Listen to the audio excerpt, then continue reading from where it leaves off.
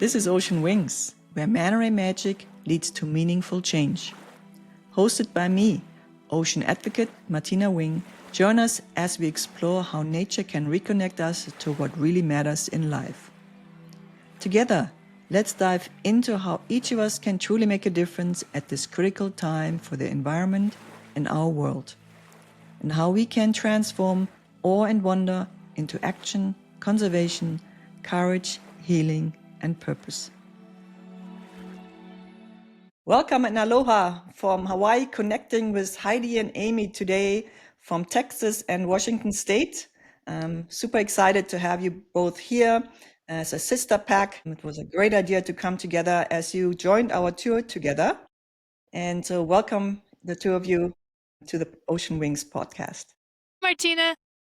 Hi, thank you so much. Great. So I will not tell the story how Heidi and Amy came to the Manta tour that we did together in 2023. But I want to set the scene a little bit and show you a quick video clip. And then we dive into it, how we came about and that we joined together forces on this podcast. Let me see to share the screen. It's the end of the night, just before we leave the water. How was your night? Amazing. Incredible. That is incredible. Thank you so much. How was your night? Out of this world. Oh my God. That was cool. Beautiful. Good stuff. You guys did really well too, yeah? That was They got cool. so close. Yes. That was very cool. Good job, everybody.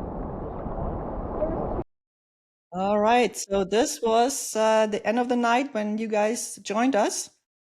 Good memories. Mm-hmm. Good memories. That's what I want to hear. Tell me about Yes. it. Heidi, you want to tell the story? Yes, Heidi. Well, the reason we were there was because I raced the Ironman World Championship in Kona, and my sister came to support me, my wonderful sister. My amazing sister. And I would not have finished the race if it weren't for her, so I gotta say that. But we talked about ideas of things we could do while we were there besides just the race, and I think she came up with the idea. I don't know, she thought I came up. Who knows who came up with the idea? But she signed us up for the swim with the manta rays, and you'd think that me as I just completed the Ironman World Championship that includes a 2.4-mile swim. You'd think that I'd be okay with snorkeling, but I had never snorkeled before, and I was terrified. So ironic, right? And my sister had to really, I mean, she helped me practice like several times, and every time I could get in water, and I just couldn't do it, and so I was getting really scared that I wasn't going to be able to do it. So when we went there, and I heard you, Martina, going through the instructions and everything with the group before us, and just listening to you just reassured me, like, okay, I can try to do this, and at least try. And I felt like I could because of how you described it. So we went in, and it worked just fine.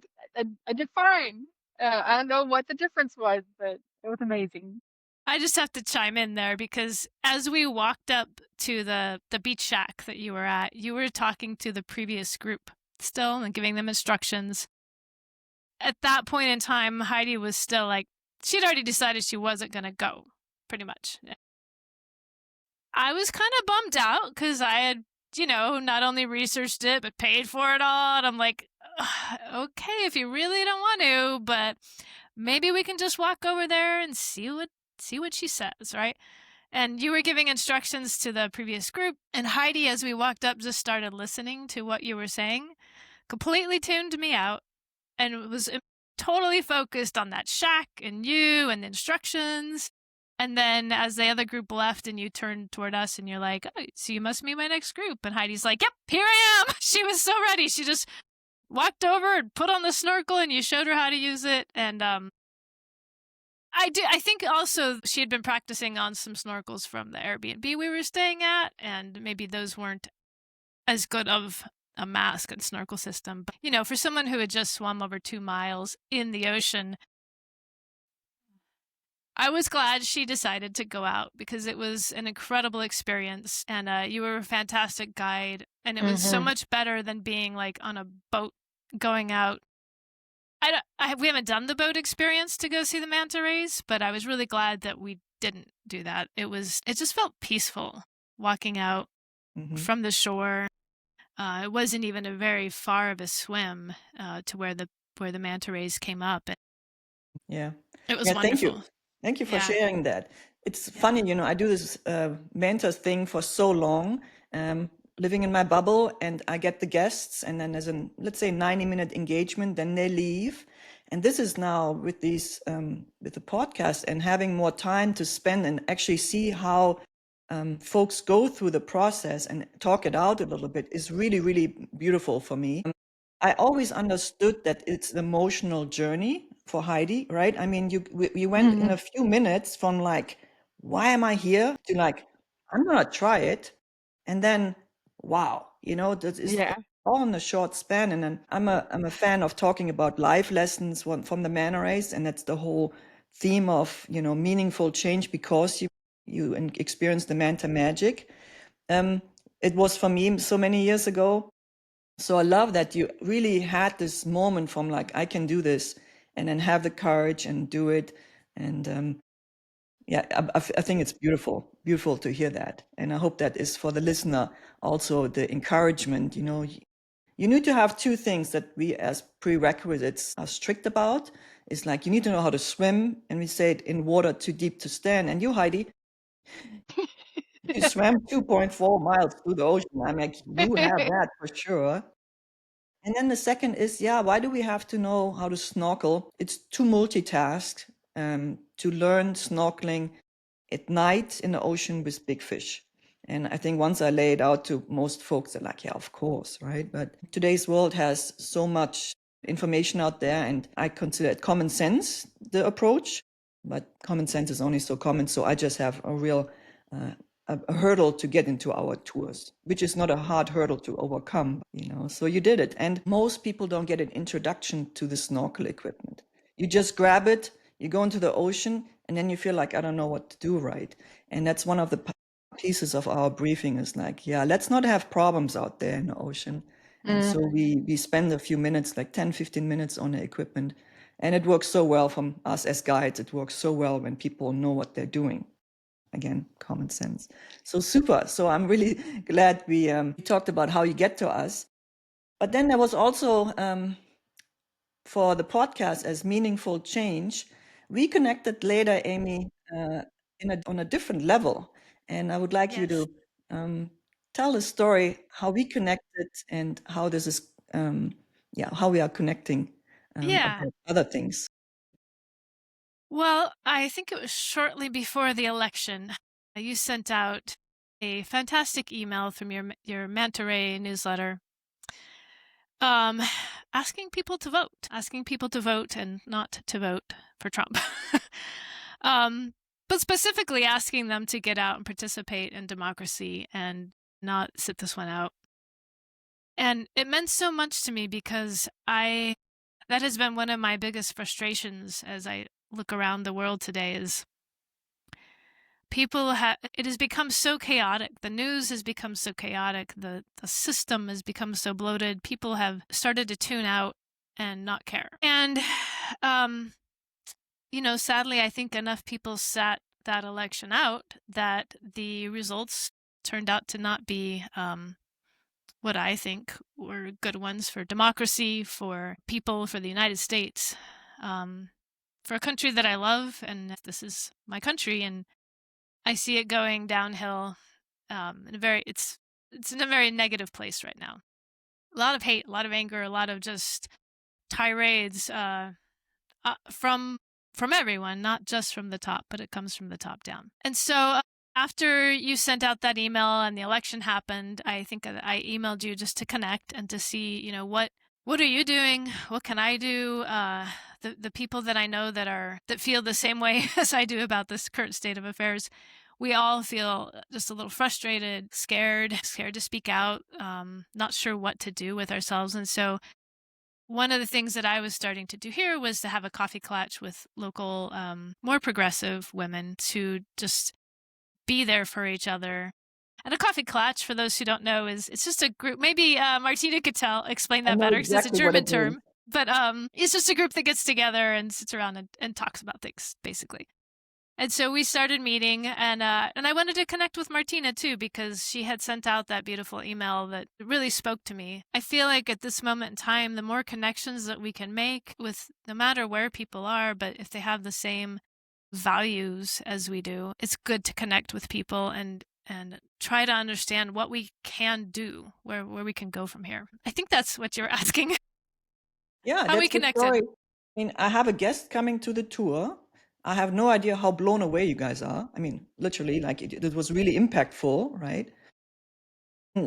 Things happen, 2024, November 2024 happens. And then I connect with a customer that I met for 75 to 90 minutes. And there's this instant spark. And we both have a voice. And I'm like, we should do something with this. And I've never been shy in general, but I am an immigrant. I'm from Germany. And there's this, I guess, the Germans, they're very direct people. I can confirm that. I'm very direct and outspoken, but at the same time, you know, I live in a different country and you want to adjust to what the environment tells you. But when you connected with me as the US citizen too, I mean, I'm at 1-2 now, I'm a US citizen, but it really felt like the heart can heal because I'm in the presence of someone who has the same values and speaks the same language in that case. And that ties back to the man race. I think what the man race do, they speak to our heart too, in whatever way it does, but it spoke to me so many years ago. And I actually want to explore that a little bit. Other things that I believe it touched your heart, this experience, but in what way? Well, absolutely. I mean, there's something amazing about making a connection with any wild animal, whether it's manta rays or giraffes or, you know, even a little lizard, whatever it is. And I've always loved the ocean. I joined in the early 2000s when I was a lot younger. I joined some fisheries expeditions where we were researching like the marine life and the fisheries on the East Coast in the Atlantic Ocean. But it's different when you're treating it like a scientific study versus when you're simply existing with them. You're simply watching them. You're simply there and hovering over them and having them come up out of the depths and seeing these incredibly large, beautiful rays coming at you with their mouths open, and you're like, oh! But, you know, they're peaceful, they're beautiful, they're luckily for us used to people being there, and they're just focused on eating what they're eating and living their chill lives. It's a different experience than this programmed, rigorous, maybe more scientific type of approach to being with animals. And it's very meaningful. Heidi has been a vegan triathlete for a very long time. And, you know, choosing to stop eating meat it's a big change when you grow up and are always surrounded by people who believe that eating meat, like that's what we do. We're humans, we eat meat, we eat animals, we raise animals, we eat them. And it was a big leap for me to try to make that leap. But I was there in Hawaii, not just with my sister, but also with my 13-year-old son. He, a few months ago, told me that he wanted to be vegan. I realized that that was something that I really had been wanting for a long time as well. I just didn't really know how to do it. And so we decided to take the adventure together. And we have been exploring, you know, learning how to eat differently and no longer be a part of that consumer culture that takes advantage of the animals that are on this planet when there really is no need. And it's a lot better for the planet and a lot better for the animals for us to take what we need from plants instead of consuming animals. So that is the big change that my sister and my son both inspired in me. And it's actually been really wonderful. I feel a lot healthier than I used to, which is saying some things. Yeah, so I want to hear, how long are you already vegan? How long are you already an athlete with a vegan diet, Heidi? And how did it came about? I mean, I try to be as vegetarian as possible. I'm leaning towards vegan. I told you beforehand that 30 years ago, I was at a slaughterhouse that really had an impact on me. I'm just like, oh my God, the suffering of the animal, right? But then I lived another 30 years, and we're still on these rigorous lanes, how we live our lives. Although to be living a vegan diet is easier today. So tell us your story. I'm really, really interested because I hope that can be meaningful change for the folks that listen to this and hear your story. Thanks. So for me, I can trace it back to when we were living in Honduras. My sister and I lived in Honduras, Central America, when we were little. And I remember seeing my next door neighbor out there chop the head off of a chicken. It just shocked me because I had never made the connection between where my food came from and animals. I mean, I just had not made that connection. And when I made that connection, from that point forward, I always had a hard time emotionally, spiritually, with eating animals and animal products. Everyone around me was like, "Oh, this is normal. This is what we do." And so I kept telling myself, "No, it's okay. It's okay." And it wasn't until like, I mean, I think I tried being vegetarian a couple of times, but I always ended up going back to because everybody was just, the pressure from just. I mean, it's so hard to. I mean, at least it was harder back then anyway to be vegetarian or vegan. Um, but a little over 10 years ago when I started doing racing triathlons and I started really focusing on my diet and like wanting to be healthy and stuff. And I read this book by Rich Roll, and he's a vegan and he's an amazing athlete, like world class athlete and top athlete. And I was like, wow, he can be an athlete and be vegan. And okay, I got to figure this out. So I really started studying up on it, started researching like, the best way to get vegan nutrition, like the best nutrition that's vegan. And I found that it helped me emotionally, spiritually, and physically, like to be able to be a better athlete, to feel better as a human being in general, and to know that I was having a less of a negative impact on the environment, even though maybe I wasn't having a positive impact, but at least less of a negative impact. And I just kept moving forward with that. I mean, it started out kind of like eliminating, meat and then eliminating some products and it eventually becoming fully vegan. And it's not like I'm 100% perfect vegan. Like every once in a while, like if somebody bakes something for me or makes something that has a little egg or a little milk in it, I'm not going to turn it down because it's a gift, and it's already made. But I do my best to make sure that the choices that I make, that the things that I do, that I have the least negative impact on the environment and hopefully a positive impact these days. I don't know. But that's my goal. And that's what, for me, it's being vegan isn't just a matter of diet because it started out that way, but it has turned into this lifestyle of, looking at how all of my actions affect the environment around me Mhm. and being going doing this snorkel with the manta rays right after doing this Ironman race really hit home for me that the impact that I have like with my racing specifically could be a negative impact.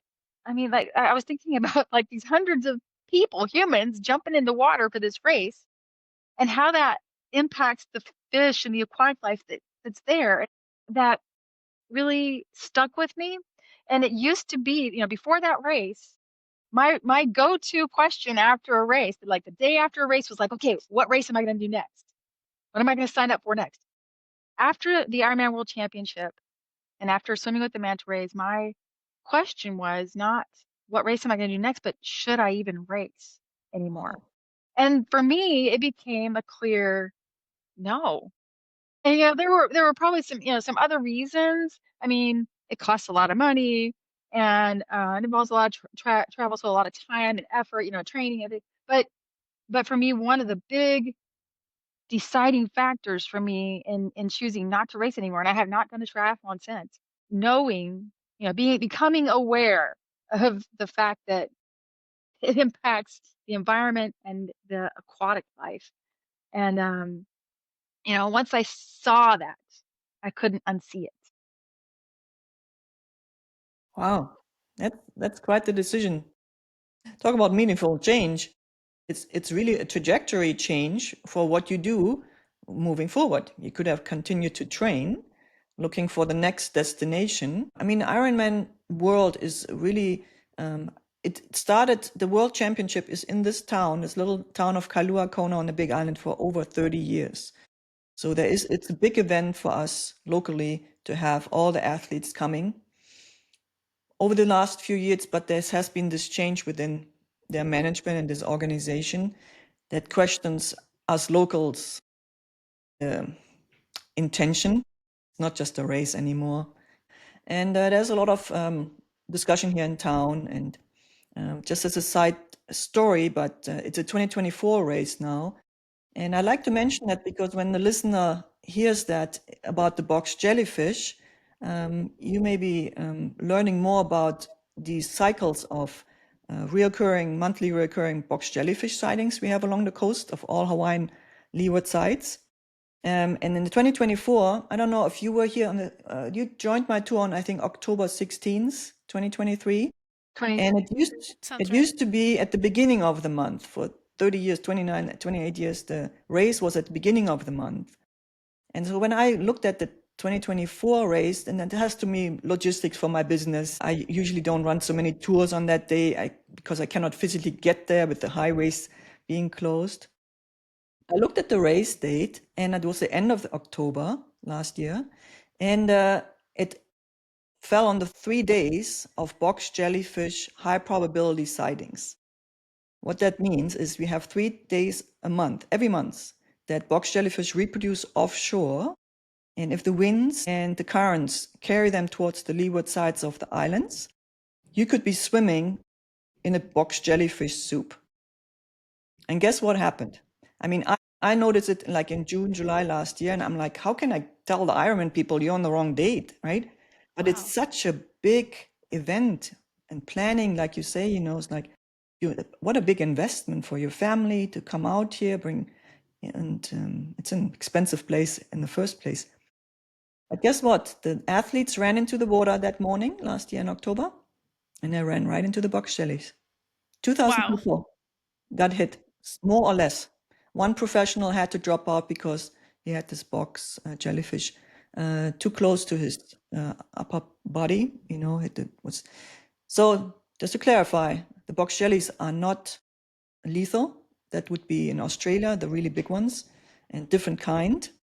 But it's a burning sensation, and you should put hot water on it. Whatever you read online as remedies, don't do that. Hot water. If you do cold water, it starts again, those pneumocysts that restart firing. But anyway, I'm telling that story because I want to get the word out too about box jellyfish. There's a calendar you can look up. It's the 8th, the 9th, and the 10th day after the full moon. And we have that on the website. You can also find it somewhere else. But it all ties into my educational aspect. I just want the tourists to be as informed as possible when they go into the ocean here and what kind of decisions you make based on that, right?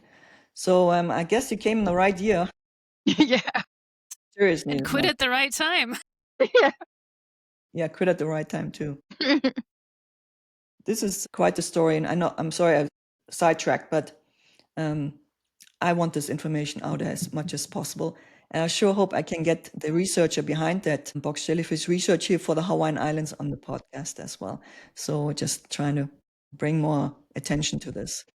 Now, meaningful change. Talk about that, right? You also changed course to apply yourself and your skills to a certain, certain career. So it's a real change in career, I believe, for you. You've done all Yes. kinds of things already. So what Yes, do I you have. do today? Tell us that story for meaningful change and for the better world we want to create. Yeah. So, well, after the election, like many people, I was trying to figure out what on earth I could do. Some of the problems that we have in our country right now seem so big. And if you're not already in politics, and I'm not a political type of person, I don't consider myself political. Trying to fix any of that seemed overwhelming. But there was an organization that I heard about last, I guess it was over the winter, called Uplift Local, which is a brand new news organization in the Columbia River Gorge. And they were bringing a national program called the Documenters Program. And what they were bringing it to the Columbia Gorge. And what they do is hire people to go to local government meetings and boards of city councils, county government, county boards, hospital boards, public utility district boards, school boards, all of those. It turns out we have hundreds in this area of local boards that meet regularly, and all this stuff happens, and no member of the public ever goes.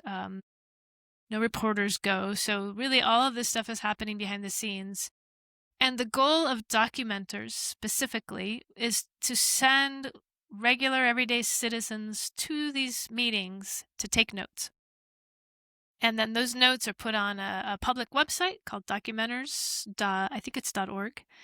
And they're freely available to anyone to look at. And then what Uplift Local was doing as a part of that is using those notes. So they were supporting that program and bringing that program to the gorge. And then the reporters there use those notes to do their news, to write articles. So it's kind of a two-pronged approach here locally. But the Documenters program specifically is the one that I was most interested in and what I am doing. So I get to have the fun of going to all these local meetings and simply taking notes. And in the process, I've been learning more about how our local government works, how the city works with the county, works with the PUD, works with the hospital, works with the school district. And, I live in a very small town. We have less than 4,000 people in town. The county has, I want to say, maybe it's 15 to 20,000. It's pretty small, sparsely populated. It's a large county, but very rural. And it's just been really fascinating to see how all of these systems work together. And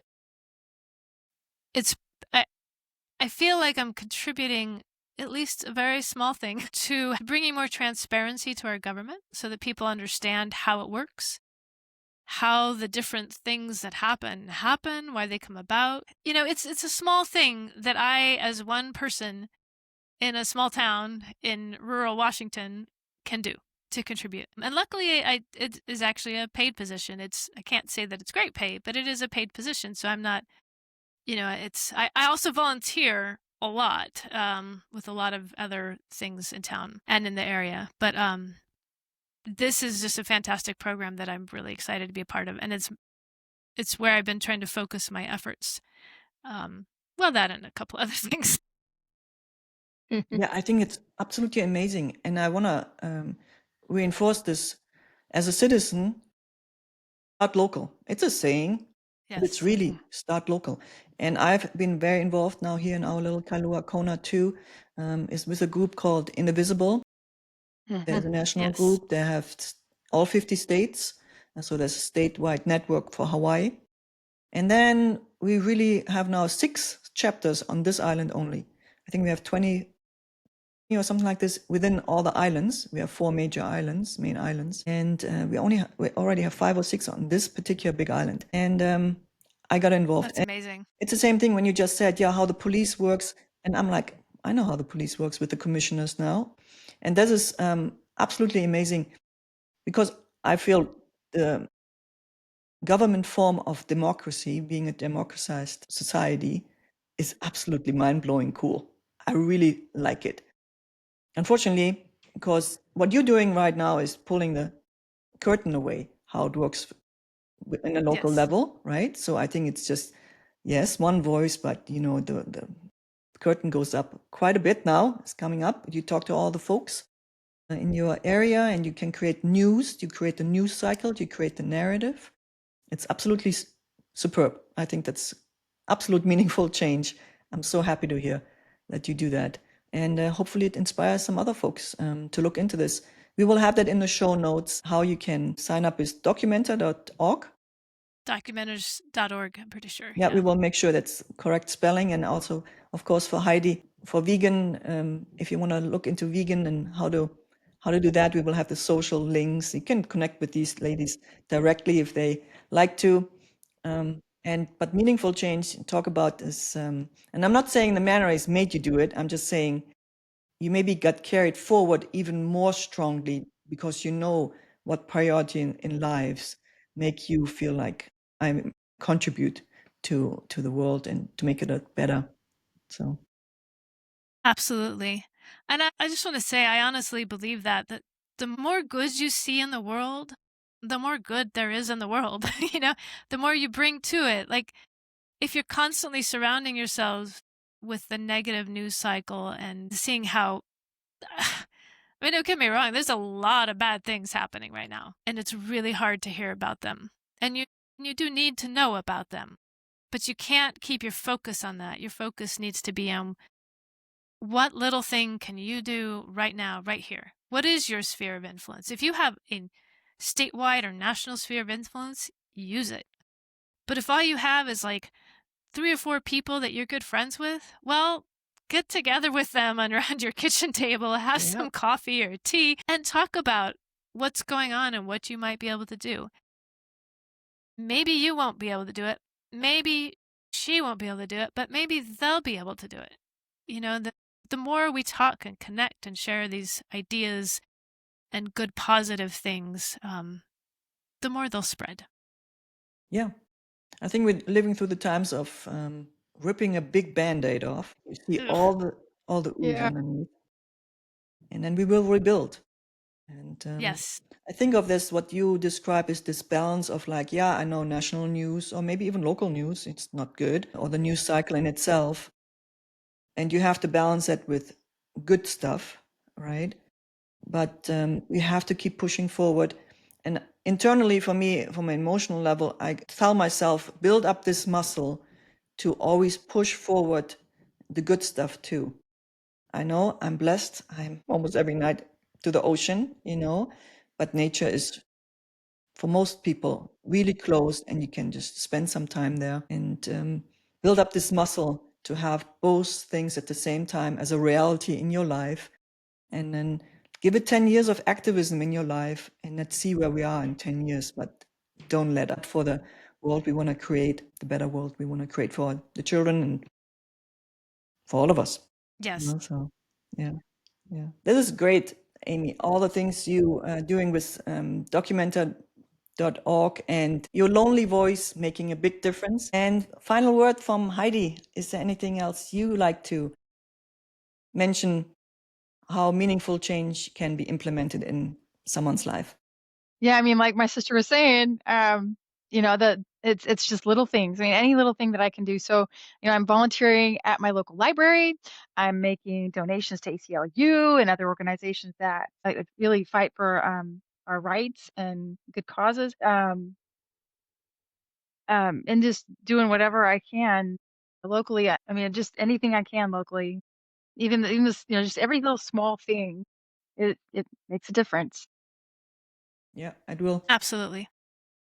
Well, I'm thrilled to have had you on this podcast.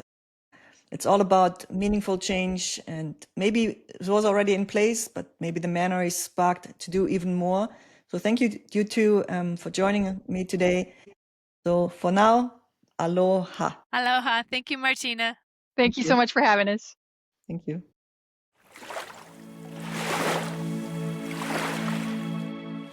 Thanks for joining us on Ocean Wings. If this episode moved you, inspired you, or made you think, please follow and share it with someone who cares about conservation and making meaningful change. Want to learn more or experience the magic of manta rays?